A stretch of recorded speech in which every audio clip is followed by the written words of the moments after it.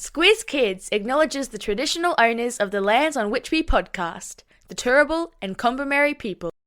Squiz Kids! It's your daily news fix. Fun, free, fresh.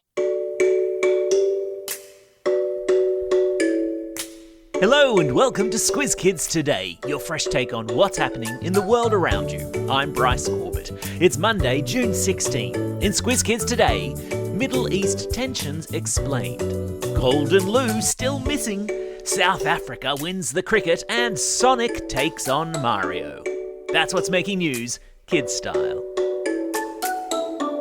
The Lowdown. You might have seen or heard a lot over the weekend about missiles being fired between the countries of Israel and Iran. World leaders across the globe are watching developments with a rising sense of worry. And because it's important to know what's going on in the world around you, here's what's going down. Both countries are in a part of the world known as the Middle East, a part of the world where there have long been tensions between the nations situated there. Israel and Iran have not been friends for a very long time, and on Friday, Israel launched a military attack on Iran in an attempt to stop it from developing a nuclear bomb. Iran has hit back over the weekend with missile attacks of its own, and now people in both countries are on high alert, as indeed are countries all over the world looking on with concern about how it will all end. But the important thing to know is that there's nothing for you to worry about. It's all happening a long, long way away, and, unfortunately, flare-ups like these between countries sometimes happen. At Squiz Kids, we're big believers in giving you the facts, plain and simple. Not to scare you or make you feel anxious about things, but just so that you know what's happening in the big, sometimes crazy, and very often complicated world around you.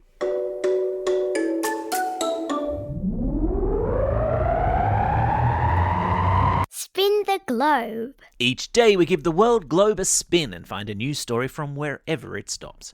And today we've landed in a castle in England where two men have been jailed for stealing a golden dunny.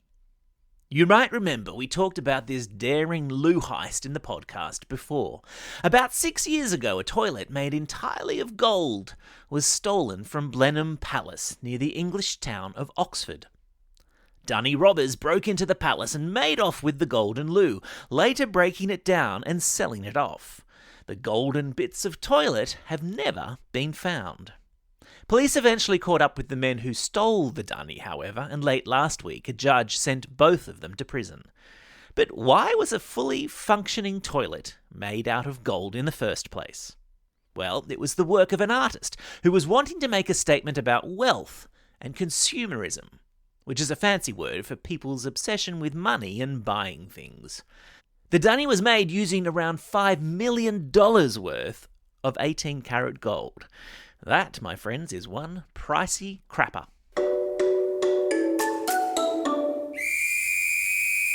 Sport time! So, who's the best Test cricket team in the world? That would be South Africa, after they beat Australia at the weekend in London in the final of the World Test Championships. Australia went into the championships as favourite, having won the last WTC 2 years ago against India. And early in the weekend, it looked as if Australia would defend their number one Test team standing, but South Africa had other ideas.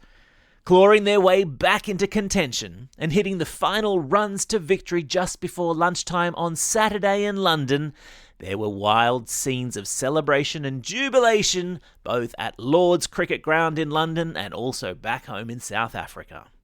South African batsman Aiden Markram set the tone with a remarkable knock of 136 runs, helping his team to win by 5 wickets.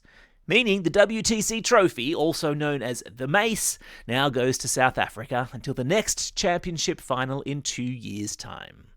It was a very special moment for South African captain Themba Bavuma too, as the first black African captain of the national team. Congratulations, Proteas. Well played.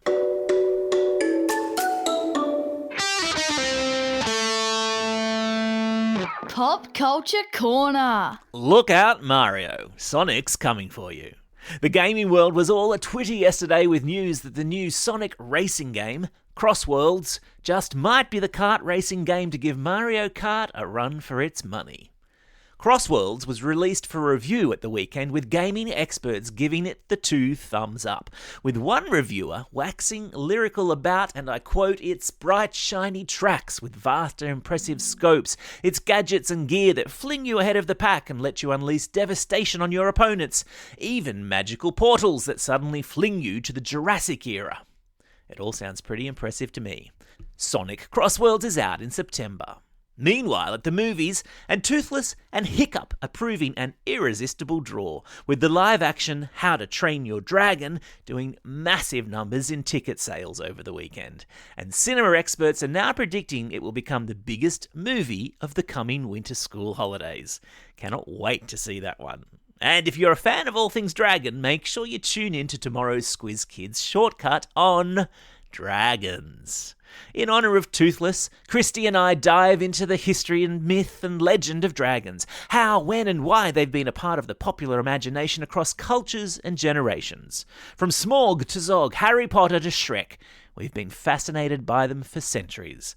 The pod drops first thing tomorrow morning.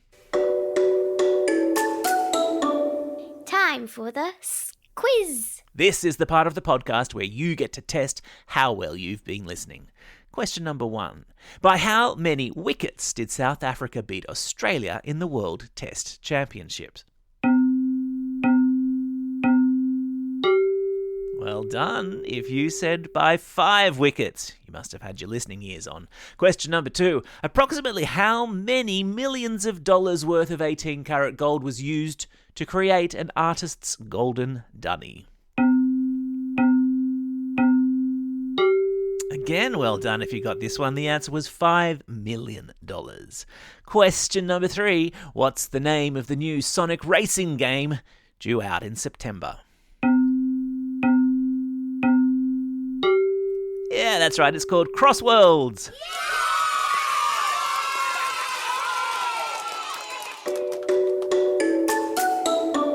Shout outs.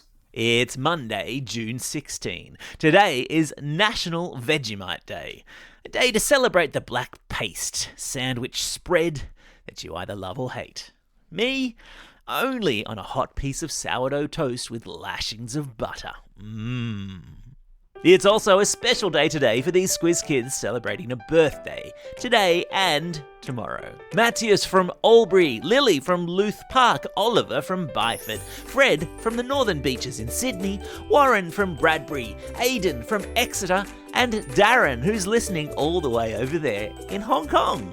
And belated birthday shout-outs go to Emiliana from Box Hill South, Emilio and Cecilia, listening over there in Minnesota in the United States, and to Grace, who's listening all the way over there in Dubai in the United Arab Emirates. What an international group we have today. Classroom shout-outs today also go to Class 2M and Mrs. McAllister at Eastwood Heights Public School, Class 6 Blue and Mrs. Glover at Mount Carmel School in Yass, Grade 5-6 with Miss Ullman at Heritage College Knox in Ferntree Gully, Class 6C with Mrs. Crow at St. Peter Julian Amard School in Marulbach, Class 6K at Canberra Girls Grammar Junior School, and a happy birthday to their teacher, Mrs. Khan, and Class 5W at Holy Spirit Primary School in Kurri Kurri, and happy birthday also to their teacher, Mrs. Korsman. Don't forget, if you've got a birthday coming up and you want a shout-out, or if you're after a classroom shout-out, drop us a line at squizkids@thesquiz.com.au, or fill out the form on our website. Well, that's all we have time for. Thanks for listening to Squiz Kids today. We'll be back again tomorrow with our brand new Squiz Kids shortcut on dragons. In the meantime, get out there and have a most excellent day. Over and out.